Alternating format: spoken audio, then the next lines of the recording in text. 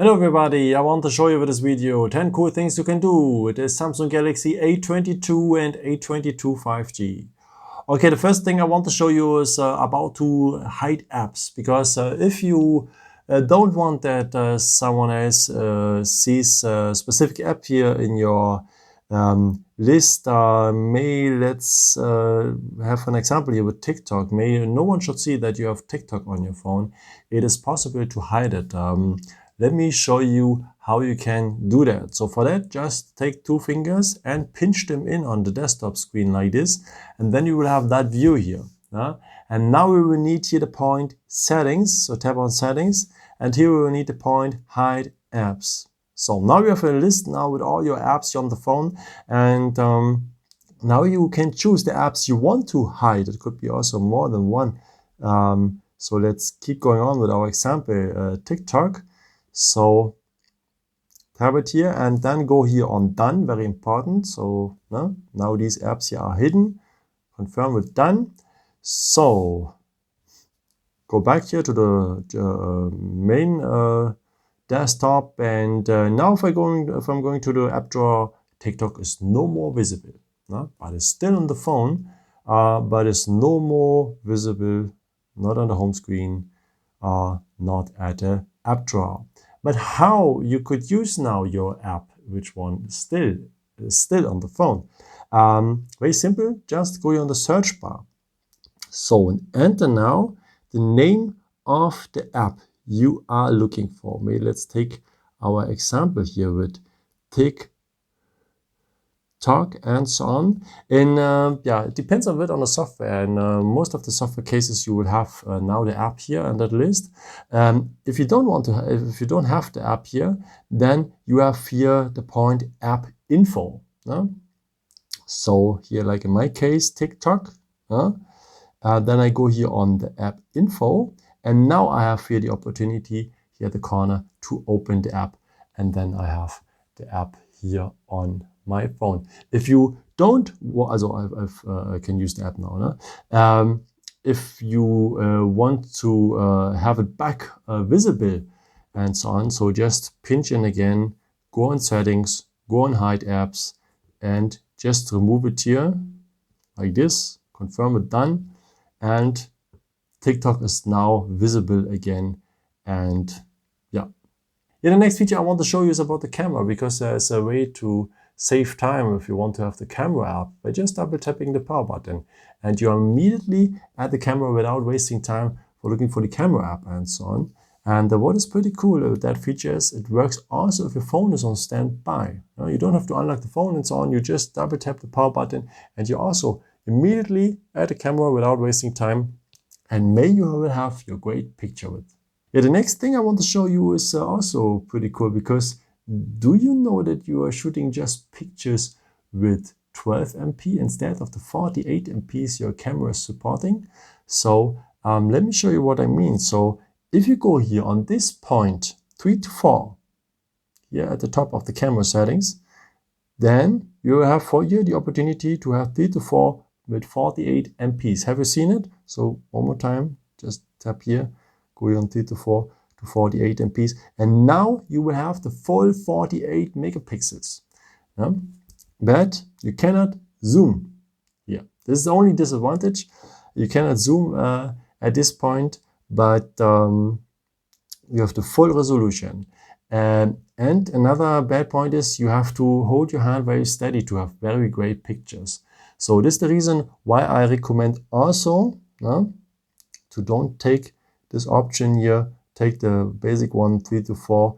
You shoot just with 12 MPs, as I said, but the pictures becomes more dynamic and smooth, and it is much better at the end.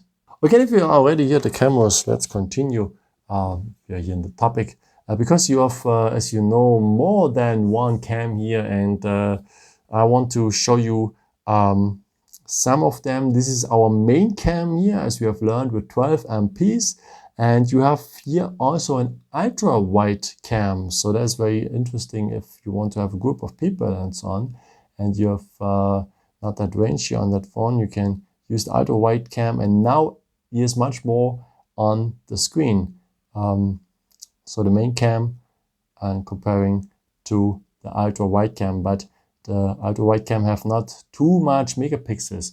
So work with the main cam to have the best pictures, and in case you want to make a good picture or very close to objects, then use the ultra wide cam. Yeah, the next feature I want to show you is about apps, because you have the opportunities with that phone to use 2 Facebook accounts. And hey, you can insert 2 SIM cards in that phone. Why not using then for each SIM card 1 WhatsApp account? It's also possible. So you can clone these apps. Let me show you how that works. Okay, for that, just scroll down here and go here to the symbol for the settings at the corner. And then scroll down to the point, Advanced Features. And here we will need this point, Dual Messenger. Okay, here we will have a list which apps are supported by that feature. So in my case, WhatsApp, Snapchat, Facebook, and Messenger. Instagram, by the way, doesn't work here on that phone. So let's clone WhatsApp maybe. Uninstall, confirm. So at this point, you can decide if you want to have a separate contact list so that your second account have its own contacts. But you can also do that later. So always confirm, and then he's turning on that mode. Same with Snapchat, install, Facebook. Let's take all. So, and by the way, here you have the point for the separate contact list again if you want to use a separate one for your second accounts. Let's have a look now how it looks like at the app drawer. As you can see, the phone is still installing the stuff. This is my main WhatsApp account. And here with the orange corner here at our icon is the second WhatsApp account. Main one, second one, same as Snapchat, original one, second one, and so on. As I said, Instagram is not possible to clone it. Same also here with Twitter, but it's not that bad. So what you can do also, of course, if you say, okay, no one should really know that I have a second WhatsApp account on that phone, you can hide also the apps as I have shown you at first here in that video. Yeah, if you don't want to have them anymore, the second account, just hold the app here until you see that bar, go and uninstall, and the second account will disappear, but the main account will keep going on his data, or just go here on the list and remove them here like this and so on, in case you don't want to have them anymore. But it's a nice tool. Yeah. And the next tool I want to show you is a one-handed mode, because the phone have a good size and so on, but also with the good size, you cannot reach everything with one thumb. I have large hands here already, but I cannot reach everything. But there's a way to make the screen a bit smaller, so you can make a mini screen here on the display. So let me show you what I mean. So just scroll down here and go to the symbol for the settings. Then scroll down to the point, Advanced Features, and here we will have the one-handed mode. So it has to be turned on, and we have 2 options. One is with the gestures. I would recommend you to this. This means I just swipe down the home button and I'm here in the mini screen mode, and that means now I can do everything what I want here in that mini screen. And the second one I could choose also is the button method. That means if I tap twice here on the navigation, also on the home button of the navigation bar, then I have it as well. But I prefer the gesture one. So yeah, and as I said, I can do now all the stuff you want, all the stuff I want and so on. I can make calls and so on. And I can have everything now here reachable with one hand. And here we have an arrow, by the way, if I want to have it on the other side, if I'm left-handed maybe. That's also pretty nice. And yeah, in case you don't want to have that mode anymore, that you want to go back to the regular mode to see more, maybe if you want to watch a movie or something like this, just tap here on the outside and you're back at the regular mode. And yeah, the next feature I want to show you is to take a screenshot, because you can make a picture of the screen. That is also very simple. To just use the power button and the one down button, just tap them for short together, and you will have a screenshot. And after you're able also to edit the picture or to share it directly with WhatsApp or Messenger and so on, one more time the power button and the one done button just for short together, and you will have a screenshot. And if I tap now here on the editing symbol, I can draw something here inside, or I can also, if I tap here at the corner, also crop a part here if I want. And yeah, and with the arrow here, I save it directly to the gallery. Okay, the next feature I want to show you is for the fingerprint sensor, because you can do a bit more than just to unlock the phone with. You can use it also for the shortcuts, that you can swipe them down automatically to see if you have some notifications and so on, or some new messages and so on. So let me show you what I mean. So just scroll down here, then go to the symbol for the settings. So and then go to the feature, advanced features. So, and here we will need the motion and gestures. And here we will need this point, finger sensor gesture. So that means if I swipe now down the fingerprint sensor, my notification panel comes here on the screen. So if I swipe up, they will disappear. So very nice. Swipe down, swipe up, and then especially in the hand is very useful, because I don't have to scroll down and scroll up every time. So I can just use my fingerprint sensor. So pretty nice tool. And the next point I want to show you here is for our eyes, because we all know that we are watching too often on our smartphone screens, and there's a way to reduce the stress for the eyes a bit. So let me show you what I mean. So just scroll down here, scroll down a second time, and then now if you go like this, we have a second page, by the way. Here's the one I want to show you, the eye comfort shield. If I tap on it, you can see that the screen is turning into another color. So it's a bit yellow, it's a yellow touch. And that's so this filter removes the blue light, and without too much blue light, our eyes are more relaxed and so on, and that helps us a lot, especially if we have a lot of screen time and so on, and also at latest in the evening. So some universities says that if you're using something like this, the blue light filters, then you will sleep better. So just try. You can tap here on the written words, by the way, as well. And here you can change the color temperature, the opacity. You can make it a bit more warm. As more warm it is, as better it is, by the way. Now also if it's at the beginning a bit unusual, but you get used to after 1 or 2 days, I promise you.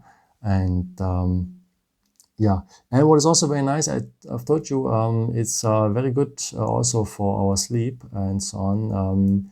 If you want to schedule it, also if it disturbs you, the yellow touch and so on, and if you just want to have it on the evening for a better sleep and so on, then just go here on details, and now you can set up a time here when it should turn on and turn off. And I would recommend to you, especially if you're living in an area where the sun is going up and down on different times and specific seasons, then set up here sunset to sunrise. And that means if the sun sets, the blue light filter will turn on, and if the sun rises, the blue light filter will turn off. And there's also a nice feature which one supports that in the night for our eyes, it's the dark mode. So scroll down a second time, and on the second page again we have a dark mode. And as you can see,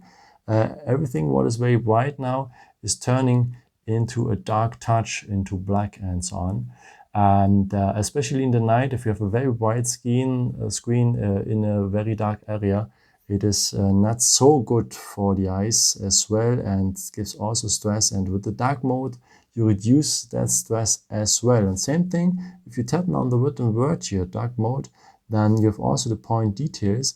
And here we have also the point to turn on a schedule. That means that we recommend also again to put it from sunset to sunrise, because that allows this goes automatically on and off, what is very nice. So at the sunset it turn on, and at the sunrise it will turn off. Yeah, now we are already at the last point. I want to show you now something simple. May you know this already, but may not.